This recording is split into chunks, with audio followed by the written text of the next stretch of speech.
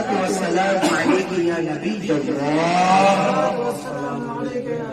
وعلى آلك وأصحابك يا شفيعنا يوم الجزاء. ماشاء اللہ تبارک و تعالی سید سرکار غوث اعظم کے منقبت کے بعد آپ کے سامنے میں ایک دو حدیثیں پیش کرنے کی سعادت حاصل کرنا چاہتا ہوں. دیکھیے آپ نے 12 کتابوں میں پڑھا بھی ہے اور مسجدوں میں بیانات سنا ہے اور سنتے رہتے ہیں. علماء اعظام چاہے آپ کے گھروں میں آئے، مسجدوں میں جائیں یا مدارس میں پہنچے، جہاں جہاں بھی وہ پہنچ سکتے ہیں وہاں وہاں وہ پہنچ کر دین کا کام کرتے ہیں. قرآن و احادیث کی روشنی میں دین کی ساری باتیں، ساری معلومات آپ تک فراہم کرتے ہیں. یاد رکھیے گا ایک عالم دین کی ذمہ داری ہے کہ وہ قرآن و حدیث کی معلومات جو کم علم ہے اس تک پہنچائے. اور ویسے بھی پیارے آقا کے حدیث پاک ہر مسلمان مرد عورت کو علم دین حاصل کرنا فرض ہے. تو ہر مسلمان مرد عورت کی ذمہ داری ہے کہ وہ علم دین حاصل کرے. اور علماء موجود ہیں ماشاءاللہ. ہمارا مدرسہ مکتبہ نوری بھی ہے جہاں پر ہم بچوں کو دین کے علم سے آراستہ کرتے ہیں. بلا کسی لمبی تمہید کے میں آپ کے سامنے 2-3 حدیثیں پیش کروں گا. آپ قرآن اور حدیث بار بار پڑھتے ہیں. جب بھی آپ بار بار پڑھو گے آپ کے علم میں اتنا اضافہ ہوگا، آپ کی ایمان میں اتنی پختگی ہوگی، آپ کا ایمان اتنا مضبوط ہوگا، آپ کا یقین اتنا مضبوط ہوگا. تو ایسا نہ سمجھے کہ یہ ہم نے سنا ہے. جتنی بار سنو گے اتنا فیض ملے گا، جتنی بار سنو گے اتنا فیض ملے گا. مثلا قرآن مجید کی سورہ فاتحہ شریف آپ پہلی مرتبہ پڑھو، ایک الگ لطف ہے، الگ مزہ ہے، اس کا ایک الگ ہی لطف حاصل ہوتا ہے، الگ ہی سکون ملتا ہے. آپ دوبارہ سورہ فاتحہ پڑھو، اس کا ایک الگ سکون ہے، الگ لطف ہے، الگ مزہ ہے، الگ ہی سکون. آپ تیسری مرتبہ پڑھو، ایک الگ لطف ہے، الگ مزہ ہے. آپ جتنی بھی مرتبہ پڑھو گے آپ کو قرآن مقدس کبھی پرانا معلوم نہیں ہوگا. جب بھی پڑھو گے تو محسوس یہ ہوگا کہ ابھی ہم نے پڑھا ہے، ابھی ہم نے پڑھا ہے، یعنی پہلی ہی مرتبہ پڑھ رہے ہیں، جیسے ابھی نازل ہوا ہے ابھی ہم پڑھ رہے ہیں. سبحان اللہ، یہ قرآن کا معجزہ ہے. ویسے ہی پیارے رسول صلی اللہ علیہ وسلم کے احادیث کریمہ کو جب آپ پڑھو گے اتنا ہی زیادہ مزہ، اتنا ہی زیادہ لطف اور اتنا ہی زیادہ سکون اور اتنا ہی زیادہ علم اور اس کے معنی آپ کو حاصل ہوگے. تو یاد رکھیے گا. آئیے بنا کسی تاخیر کے حدیث پاک سنا دو. سب سے پہلے ہم نے درود شریف پڑھا ہے تو درود پاک پر ایک واقعہ پیش کر کے درگزر کو آگے اور بڑھتا چلاتا ہوں. مل کر کے پہلے درود شریف لیجیے. اللہم صلی علی سیدنا و مولانا محمد وعلی وسلم صلوات و سلام علیک یا رسول اللہ. اس دنیا میں جتنے بھی انبیاء رسول ہیں سب نے میرے آقا پہ درود بھیجا.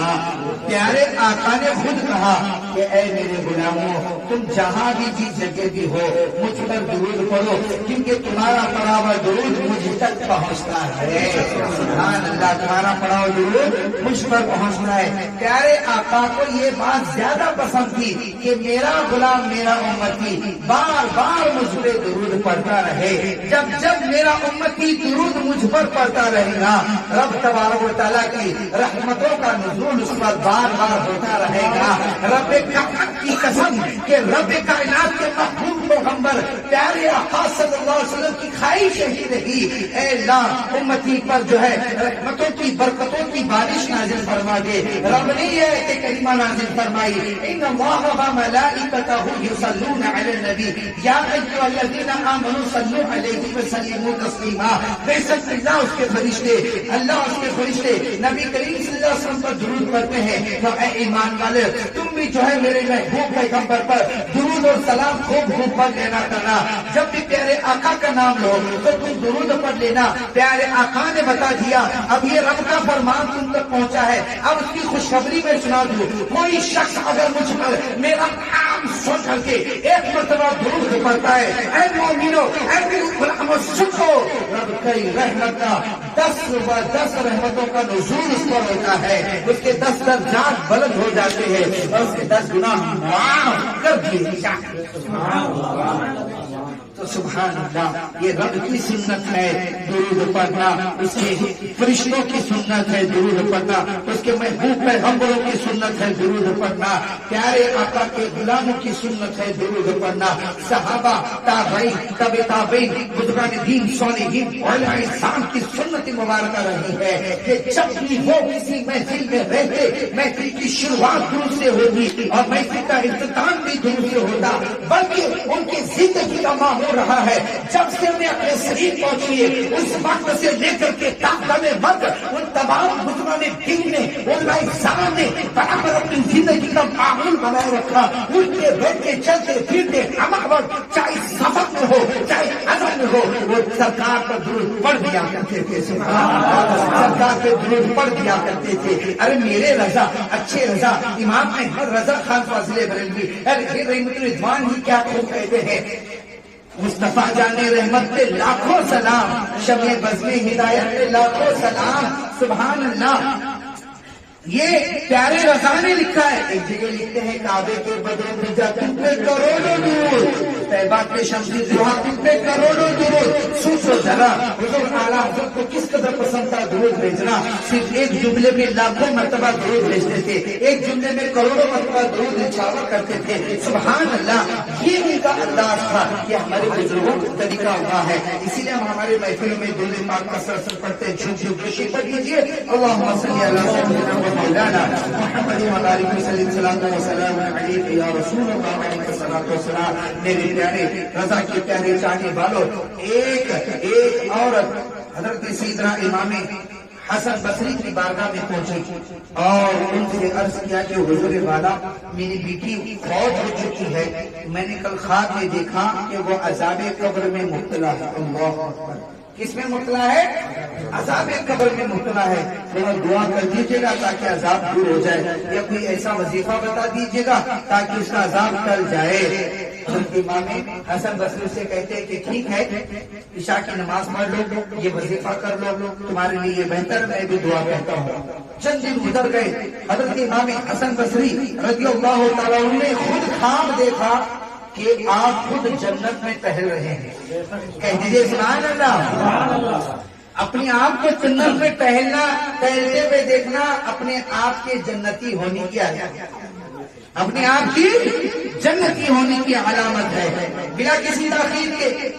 میں آپ کو بتا دوں، حضرت امام حسن بصری نے اپنے آپ کو جنت میں پایا، خواب کی حالت میں دیکھ رہے کہ خود جنت میں ہے، اور آپ نے یہ بھی دیکھا کہ خوبصورت نوجوان لڑکی جنت میں ایک تخت پہ بیٹھی ہوئی ہے، ارے خوبصورت تاج پہن کے بیٹھی ہوئی ہے، خوبصورت لباس میں زیبتن ہے، بیٹھی ہوئی اور مجھے دیکھ کر مسکرا رہی ہے۔ حضرت امام حسن بصری اس کے قریب جاتے ہیں، وہ لڑکی کو پہچانتے نہیں، وہ لڑکی لیکن حضرت امام بصری کو پہچانتی ہے اور پہچان کے عرض کرتی ہے کہ حضور والا امام حسن بصری، کیا آپ مجھے جانتے نہیں ہیں، میں کون ہوں؟ حضرت امام حسن بصری کہا نہیں میں تو نہیں جانتا تو کون ہے، میں تو پہلی مرتبہ تجھے دیکھ رہا ہوں۔ اس لڑکی نے عرض کیا حضور والا، میں اسی ماں کی بیٹی ہوں، میں اسی عورت کی لڑکی ہوں جو چند دن پہلے تمہاری بارگاہ میں پہنچ کر عذاب قبر کے بارے میں بتائی تھی، میرے حالات آپ کے سامنے بتائی تھی اور عرض کی تھی کہ کوئی وظیفہ کوئی دعا بتا دینا تاکہ میرے بیٹی کو عذاب قبر سے نجات مل جائے۔ حضور والا میں وہی بچی ہوں۔ حضرت امام حسن بصری کہتے ہیں ہاں مجھے یاد آیا، چند دن پہلے تیری والدہ آئی تھی، اس نے تیرے بارے میں تو یہ کہا تھا کہ تو عذاب قبر میں مبتلا ہے، تو جو ہے قبر کے عذاب میں مبتلا کر دی گئی ہے، تیرے جسم پر تو تارکوں کا لباس پہنا ہوا ہے، کپڑے بچھا دیے گئے ہیں، تو عذاب قبر میں مبتلا تھی۔ ارے میں تو دیکھ رہا ہوں تو یہاں جنت میں ایک اچھے چھت پر بیٹھی ہوئی ہے، سر میں خوبصورت تاج پہنی ہوئی ہے اور خوبصورت لباس زیبتن کی ہوئی ہے، معاملہ کیا ہوا؟ کیا ایسا عمل ہوا جس کی وجہ سے جو ہے تو اتنا اونچا مقام پائی؟ کیا یقیناً وہ وظیفہ قبول ہو گیا؟ کیا یقیناً وہ دعا قبول ہو گئی؟ کیا وہ بچی کہتی ہے کہ نہیں حضور والا، کوئی اور معاملہ نہیں ہے. بات دراصل یہ ہے میرے والدہ کے چلے جانے کے بعد ایک اللہ کا نیک بندہ, ایک عاشق رسول اس قبرستان کے قریب سے گزرا اور قبرستان والوں کو سلام کیا اور پیارے آقا صلی اللہ علیہ وسلم کی بارگاہ میں درود شریف پڑھا اور پڑھ کر کے جو ہے تمام قبرستان والوں کے مردوں کو ایصال ثواب کیا. ثواب کیا پہنچانا تھا؟ پروردگار عالم نے اس قبرستان میں جتنے بھی مردے تھے جن کو عذاب قبر ہو رہا تھا, درود شریف کے برکت سے سب کو عذاب قبر سے نجات عطا سب کو عذاب قبر سے نجات عطا فرمایا. سبحان اللہ.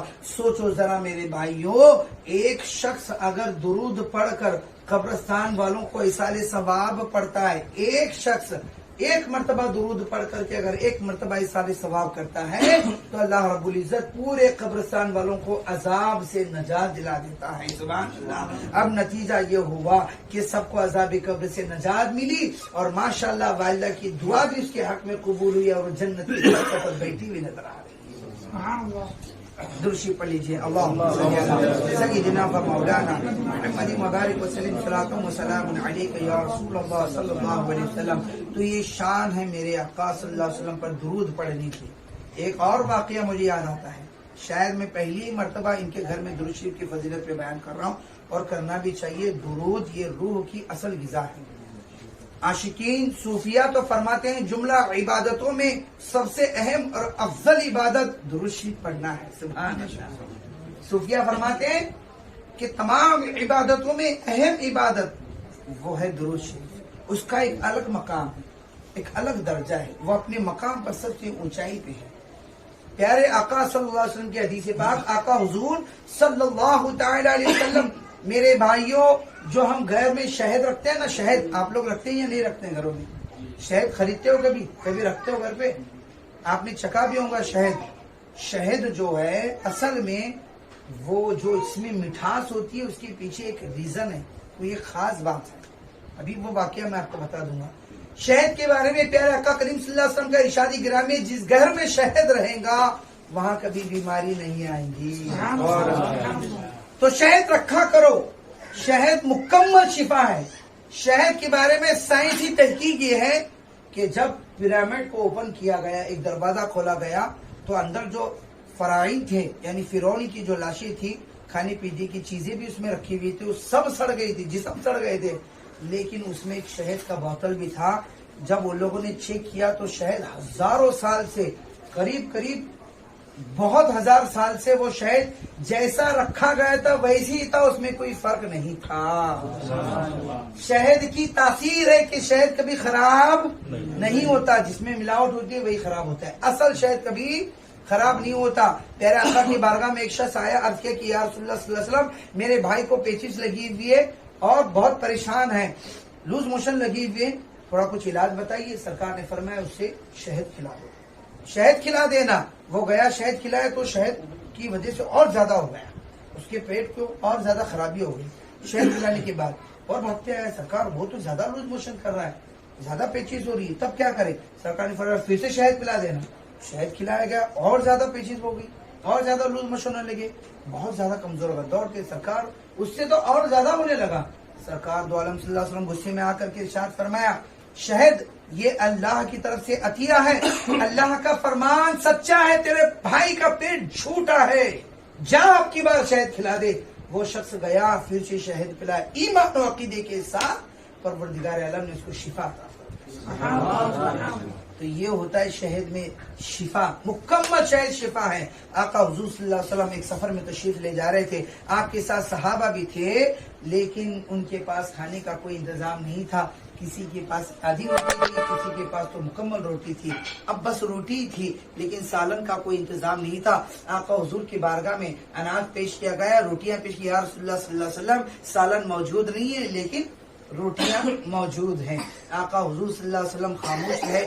چند منٹ کے بعد میں ایک شہد کی مکھی آقا حضور صلی اللہ علیہ وسلم کے کان کے پاس میں بنبنا رہی تھی. آقا حضور صلی اللہ علیہ وسلم اس کے باتوں کو سن کر کے مسکرا رہے تھے. صحابہ نے عرض کیا کہ یا رسول اللہ صلی اللہ علیہ وسلم آپ تو تمام مخلوقات کے نبی بن کر تشریف لائے ہیں, وہ کیا کہہ رہی ہے ہم نہیں جانتے, لیکن ہمارا عقیدہ ہے کہ وہ کیا کر رہی ہے وہ آپ جانتے ہیں. آپ جانتے ہیں, آپ غیب دان نبی ہیں, آپ غیب کی خبر رکھتے ہیں, اس کے باتوں کو, اس کے تمام زبانوں کو آپ جانتے ہیں. میرے آقا وہ کیا کر رہی ہے ذرا ہمیں بھی بتا دے. آقا حضور ارشاد فرماتے ہیں وہ شہد کی مکھی کہہ رہی ہے ہم نے قریب ہی میں ایک شہد کا چھتا تیار کر رکھا ہے, آپ کے صحابہ کے پاس روٹی ہے لیکن سالن موجود نہیں ہے. یا رسول اللہ آپ کے صحابہ میں سے کسی کو وہاں بھیج دینا تاکہ وہ شہد کا چھتا توڑ کر لے آئے, اس کو صاف کر کے سب لوگ روٹی شہد ملا کر کھا لیں. یا رسول اللہ ہم میں تو اتنی طاقت رہی ہے کہ وہ شہد کا چھتا توڑ کر کے آپ کی بارگاہ میں لے آئے, ہم نے تیار رکھا ہے, آپ کسی کو بھیج دیں اور لے کر آ کے اطمینان سے کھا لینا. آقا حضور نے حکم دیا جاؤ کوئی تو. حضرت علی اٹھتے ہیں اور ایک صحابی ان کے ساتھ ہو کر کے جاتے ہیں, اس مکھی کے پیچھے پیچھے چل رہے ہیں. سبحان اللہ, سوچو ذرا, مکھی بھی راستہ بتا رہی ہے صحابہ کو. مکھی اپنے چھتے تک لے جاتی ہے اور بتا دیتی ہے کہ یہاں پر شہد کا چھتا ہے. مکھی وہ بھی کوئی عام مکھی نہیں تھی, تمام مکھیوں میں وہ رانی تھی. سبحان اللہ, اس نے کچھ کہہ دیا ساری مکھیاں ہٹ گئی اور وہ حضرت علی اور دوسرے صحابی تھے, انہوں نے شہد کا چھتا توڑا آسانی سے اور آقا حضور کی بارگاہ میں لے آئے. سبحان اللہ, اور وہ پہاڑی